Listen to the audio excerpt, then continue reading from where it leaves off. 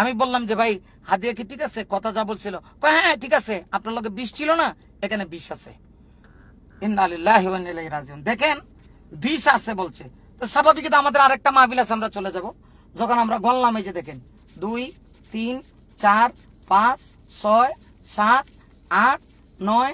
আজকে যে আপনাদেরকে আমি বলতে চাই কয়টা কথা, আপনার মনোযোগ দিয়ে শুনবেন। এই যে বক্তা দেখতে পাচ্ছেন যে সে 5,000 না 2,000 টাকা মাহফিল থেকে কম দেওয়ার কারণে সে কিভাবে রেগে মেগে পুরো একটা আলেম সমাজকে, ময়মনসিংহ ফুলবাড়িয়ার সকল আলেমদেরকে সে হেয় করে কথা বলতেছে। এবং একজন আলেম মুর্শিদ করিম আজাদি নাম, আপনারা চিনবেন, তার ছবি দেখিয়ে সে বলতেছে সে নাকি কুলাঙ্গার। এবং তাকে নাকি পার্সোনালি কল দিয়ে, তার একটা ভিডিও আমি দেখলাম, তাকে নাকি পার্সোনাল কল দিয়ে সে বলতেছে সে নাকি আচ্ছা। মানে একটা আলেম কি করে এই সকল কথাবার্তা মুখ দিয়ে বের করতে পারে আরেকজন আলেমকে?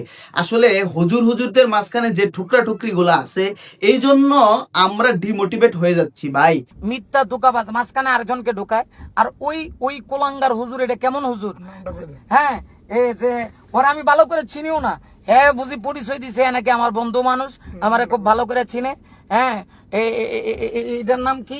খুরশিদ কারিম আজাদি, মুর্শিদ কারিম কি জানি, আজাদি না বাজাদি। আচ্ছা যাই হোক, হ্যাঁ কত বড় ধোকাবাজ এখন চিন্তা করেন। আপনারা এই ভিডিওটি সম্পূর্ণ যদি দেখেন তাহলে আপনি বুঝতে পারবেন যে আমাদের দেশে এই ওয়াজের নামে কি হচ্ছেটা। আসলে আমি আপনাদেরকে বলতে চাই যে আমাদের এই দেশে ওয়াজের নামে স্বার্থ হাসিল হচ্ছে। যেমন আমাদের যারা বক্তা তাদের নিয়তে গলত, যারা বক্তাদেরকে এনে ওয়াজ মাহফিল করাচ্ছে তাদেরও নিয়তে গলত। এমনকি এই যে আমি আপনারা যারা মাহফিল শুনতে যাচ্ছি তাদেরও মনের ভিতরে কিভাবে গলত, এটা আমি আপনাদেরকে এক্সপ্লেন করি। ধরেন যে বক্তা ওয়াজ করতে আসে তার মনে থাকে শুধু টাকা। যেমন আজকালকার ওয়াজ যারা একটু স্টাইল করে কথা বলতে পারো, বলে নারায়ে তাকবীর, আল্লাহু আকবার, এইরকম করে যারা ওয়াজ করতে পারে তাদেরকে আনে। এবং যারা ফেসবুক, ইউটিউব এবং সোশ্যাল মিডিয়ায় ভাইরাল পারসন আছে তাদেরকে তারা মাহফিলে আনে। কি পরিমাণ নিচে নামতে পারে এই ওয়াজের মাহফিল! এই যে কিছুদিন আগে মেসেজ ড্রপ করা হুজুর রশ্মিকা মান্ডানা, এই আবি জাবি বলে ভাইরাল হওয়া হুজুরকে তারা ওয়াজ স্টেজে তুলে দেয়। কিন্তু এই একটা সময় ছিল যখন এই ওয়াজের মাহফিল থেকে 10টা-5টা মানুষ হেদায়েত নিয়ে বাসায় আসতো, কিন্তু এখন আর সেই দিন নেই। কারণ হচ্ছে এই যে আপনারা মাহফিলগুলো দেখতেছেন, এই যে হুজুর আজকে এই টাকার জন্য এত কথা বললো, লাইভে চলে আসলো, এবং কি সে রিপিট আবার মাদ্রাসায় গিয়ে হুজুরের সাথে বাক বিতণ্ডা করে সে আবার 3,000 টাকা আরো উসুল করলো। এই টাকাটা কোথা থেকে আসে? আমার আপনার কোমলমতি বাচ্চাদেরকে দিয়ে বাজারে রাস্তাঘাটে ভিক্ষা বৃত্তি করিয়ে এই টাকা তারা তুলে কালেকশনের নামে, সেই টাকা দিয়ে তারা মাহফিল করে এবং এইরকম ওয়াইজদেরকে এনে ওয়াজ করায়। আসলে আমি সব হুজুরদেরকে বলতেছি না। আপনারা বলবেন তুমি কি নাস্তিক, হুজুর বিদ্বেষী হয়ে গেছো?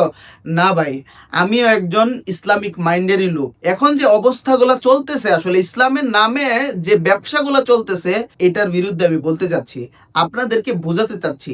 আপনারা যারা ইসলামের নামে আবেগপ্রবণ হয়ে একটু সুরেলা কণ্ঠের মানুষ দেখলেই বলেন যে সেই আসল হুজুর, আসলে না। ওয়াজ হয় হৃদয় থেকে।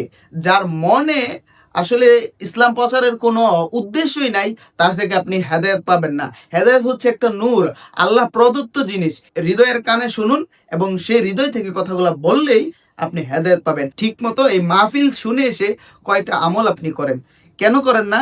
এটা আসলে দোষটা হচ্ছে এই যে 3 জনের, যে বক্তাকে আনে এবং যে শুনে, হৃদয় এবং গোড়াতে গলত। বিশ্বাস করেন, আপনারা আমাকে বলতে পারেন আমি আলেম বিদ্বেষী, হুজুর দেখতে পারি না, এরকম কিছু না ভাই। আমারও অনেক ভালোবাসার শায়েখ আছে এবং আমি তাদেরকে মন থেকে শ্রদ্ধা করি। কিন্তু আমি যাদের ব্যাপারে জানি, যাদের থেকে দেখি, এইরকম কন্টাক্ট বক্তা যারা আছেন এবং এই কন্টাক্ট বক্তাদের আনার জন্য যে শ্রোতা অথবা যে মাহফিলের আয়োজক কমিটিরা আছেন, যারা মরিয়া হয়ে ওঠেন, তাদেরকে আমি বলতে চাই এগুলার পিছনে শুনবেন না। তো আজকে এই পর্যন্তই। সকাল ভালো থাকবেন। আসসালামু আলাইকুম।